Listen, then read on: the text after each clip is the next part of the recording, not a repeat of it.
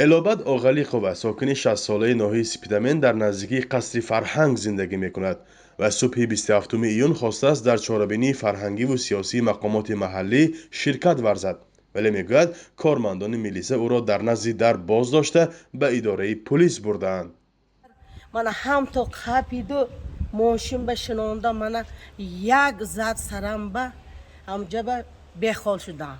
من برده عادل به همونجا هم غلطیدم، عادل به در آوردم، من چنان نام زدم. من چی گناه کردم که من میزند؟ الابد میگوید او را دست کم 7 ساعت در شعبه پلیس منطقوی نگهداری میکنند و آزار و اذیت میدهند. این زن 3 کارمند پلیس را در دست داشتن به این عمل عیبدار میکند.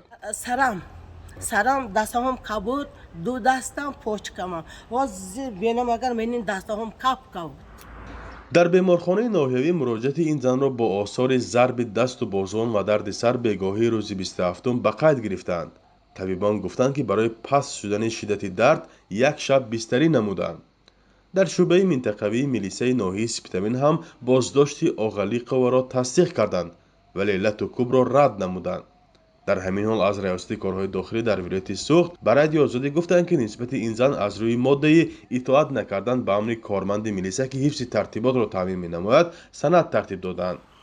این ماده در صورت تصدیق خود را در دادگاه یافتند جزا به نمود از 5 تا 15 شبانه روز حبس مأموری یا پرداخت جریمه در حدود 200 سامانی را معین کرده است.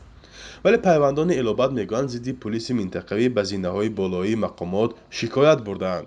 رفتیم به شهر خوجان управление ما بیاناتنامه نوشتیم، عریضه نوشتیم به این کارمندان میلیسه. در حکومت محلی ناحیه سپیدمن میگویند مسئولان محلی با این زن مشکلی ندارند و مراجعت‌هایش بی‌پاسخ نمیماند. خود آغلیقова سبب راه نیافتنش به تالار ادانه را در موافق نبودن لباسش میداند. گفت که تو سیاه پوشیدگی ممکنه تو دعوت کردگی نگو. مقصدم همین کنسرت به درآمد خودم وای کردن، دلم شاده کردن. جشن چهاربینی‌های دولتی عادتاً با دعوت مقامات برگزار شده نه همه به آنها راه داده میشوند. مقامات این را یک چاره امنیتی میشمارند. شهروندان جداگانه نه تنها به قصرهای فرهنگ حتی گاه جشن‌های به نام عاموی در میدان یا ورزشگاه‌ها نیز راه داده نمیشوند. فرزان محمدی، رادیو آزادی، ناحیه سپیدمن.